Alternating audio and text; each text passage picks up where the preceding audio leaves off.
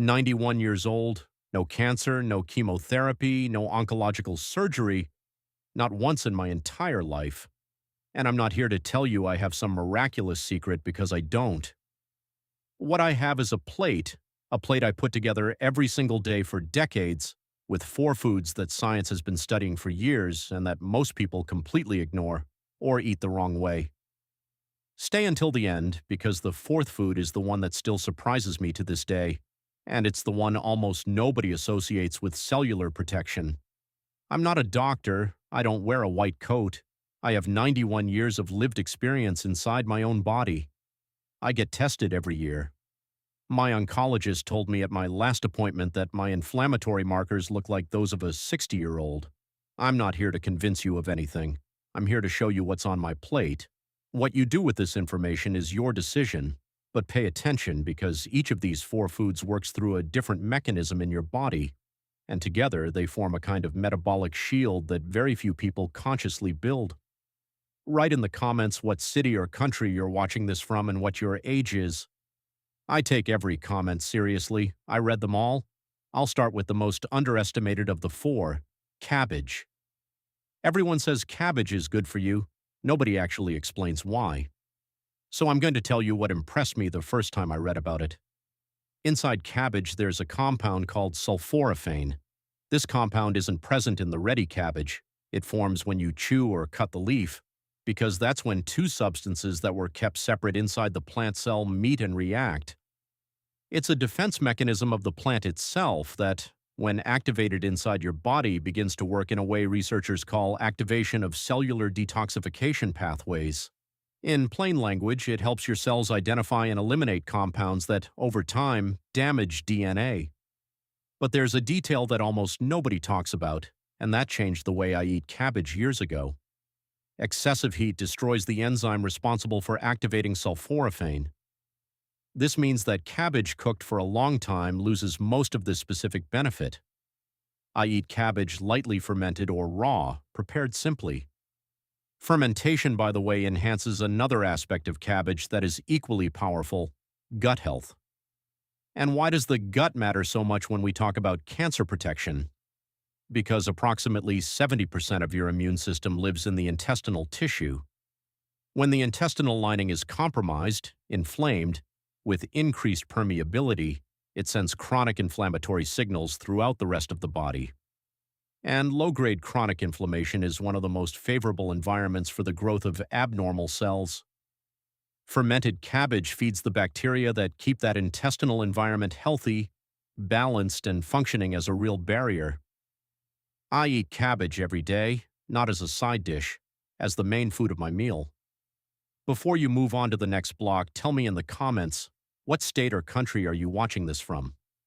I want to know where the people who truly care about their own health come from. The second food is natural yogurt, not yogurt with fruit pulp, not yogurt with granola already mixed in, not sweetened yogurt, plain whole milk yogurt with nothing added. Here I need to tell you something that most yogurt videos completely ignore. It's not just about probiotics. It's not just about lactobacillus. Everyone has already heard that. What few people talk about is the relationship between the gut microbiome and the regulation of the adaptive immune system, which is the part of your immune system responsible for recognizing cells that are behaving abnormally and eliminating them before they become a bigger problem.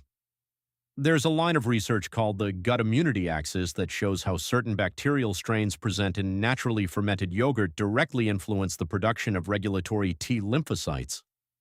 These lymphocytes are, in simple terms, the inspectors of your immune system. When they are present in adequate numbers and functioning well, the body can distinguish more efficiently between a healthy cell and a cell that needs to be eliminated. But there's one practical thing I do differently. I don't eat yogurt cold straight from the refrigerator. I let it reach room temperature for about 20 minutes before consuming it. This is because excessive cold can reduce the activity of the live bacteria at the moment of consumption, and it's those live bacteria that make the difference in the digestive tract. Sounds like a small detail. It isn't. Another point nobody mentions: the fat in whole milk yogurt is not the enemy. The fat present in whole yogurt aids in the absorption of fat-soluble vitamins, including vitamin K2, which plays a direct role in cellular calcium regulation, and vitamin D, which is one of the most studied immune modulators in relation to oncoprotection. The low-fat version loses that synergy. I eat whole, always. Leave a comment below telling me whether you already consume natural yogurt regularly or if you're just starting now. I like knowing where people are in their journey. Green tea. You've heard of it. But I'd bet you haven't heard it like this. There's a specific catechin in green tea called EGCG, epigallocatechin galate. This compound has been studied for decades by researchers in functional oncology because it acts through a very specific mechanism. It interferes with the ability of abnormal cells to form new blood vessels to feed themselves. This process is called tumor angiogenesis. Without a blood supply, abnormal cells cannot grow beyond a microscopic size. EGCG is not a cure, but it is a real biological obstacle to uncontrolled cell growth, and this is documented in dozens of studies published in oncology journals. The problem is that most people prepare green tea in a way that destroys most of the EGCG. Boiling water in direct contact with the leaves or tea bag for more than 1 minute begins to degrade the thermolabile catechins, meaning those sensitive to heat. The ideal is to use water between 70 and 80 degrees Celsius and steep for no more than 2 minutes.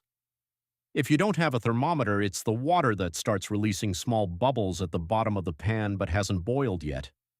This detail completely changes the catechin profile that reaches your body. I drink green tea twice a day, morning and early afternoon. Not at night, because the caffeine in it, even in smaller amounts than coffee, can interfere with sleep quality, and quality sleep is one of the most powerful immune regulation mechanisms that exist. During deep sleep, the body carries out the process of cellular autophagy, which is literally the recycling and elimination of damaged cellular components. Compromising sleep to drink more green tea would be a direct contradiction. One more point that almost nobody mentions. Green tea contains an amino acid called L-theanine that, combined with the natural caffeine in the drink, produces a state of calm alertness, different from the anxious stimulation that coffee can generate. This balance also impacts cortisol regulation, and chronically elevated cortisol is an immune system suppressor. Everything is connected. If you drink green tea, tell me in the comments what city you're from and how long you've had this habit. I love reading those stories. Now we come to the fourth food, and this is the one that surprises people the most when I mention it: seaweed. Specifically wakame or nori seaweed, the same ones used in Eastern cultures for centuries, but which I consume for a completely different reason than flavor: iodine. Here's what almost nobody talks about when it comes to iodine and cancer. The thyroid gland is the main iodine consumer in the body. When it receives adequate amounts of iodine, it functions in hormonal balance. When there is chronic iodine deficiency, the thyroid starts working in a state of compensation, producing nodules, increasing in volume, creating an environment of localized inflammation that, over decades, raises the risk of cellular transformations in that gland. But iodine doesn't only act on the thyroid. There is research developed by endocrinologists and oncologists investigating the role of iodine in breast tissue. Breast cells have receptors for iodine, and deficiency of this mineral is associated with fibrocystic changes that, in some cases, precede more serious transformations. Countries with high consumption of iodine-rich seaweed, like Japan, have historically shown lower rates of certain types of cancer. Although this is multifactorial, dietary iodine is considered one of the protective elements in that equation. I don't consume seaweed in large quantities. You don't need to.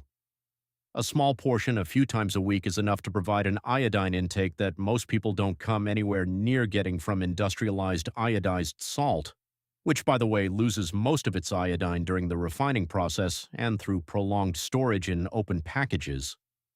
Beyond iodine, seaweeds contain fucoidan, a sulfated polysaccharide that has been studied for its immunomodulatory action. Recent research indicates that fucoidan stimulates NK cells, the so-called natural killer cells, which are specialized lymphocytes that identify and destroy infected cells or cells with abnormal behavior. It's as if you were training a specific troop of your immune system simply by including seaweed in your daily routine. Before we close, tell me in the comments, do you already include seaweed in your diet? And where are you watching this video from? I want to see the map of where the people who make it this far are coming from. So those are the four. Cabbage, which activates cellular detoxification mechanisms and nourishes the gut as an immunological barrier. Whole natural yogurt, which regulates the microbiome and strengthens the inspectors of your immune system. Green tea prepared at the right temperature, which creates biological obstacles to uncontrolled cell growth. And seaweed rich in iodine and fucoidan, which nourishes the thyroid, protects tissue that is sensitive to this mineral, and activates the most specialized defense cells you have. I'm not saying this is everything you need to do. I'm saying this is what I do, every day, for decades, at 91 years old and with no oncological history in my medical records. What concerns me is how much shallow information circulates about nutrition and health. Everyone tells you to eat well, nobody explains the mechanism, and without understanding the mechanism, you don't have real motivation to keep the habit going on the hard days. If this video helped you understand something you didn't know before, share it with someone who needs this information, not for the channel, for the person. There are many people around you who are consuming these foods the wrong way or completely ignoring some of them. And before you leave, do me a favor. Write in the comments what city or country you're watching this from, and which of the four foods you hadn't yet included in your routine. I take every comment seriously. I read them all.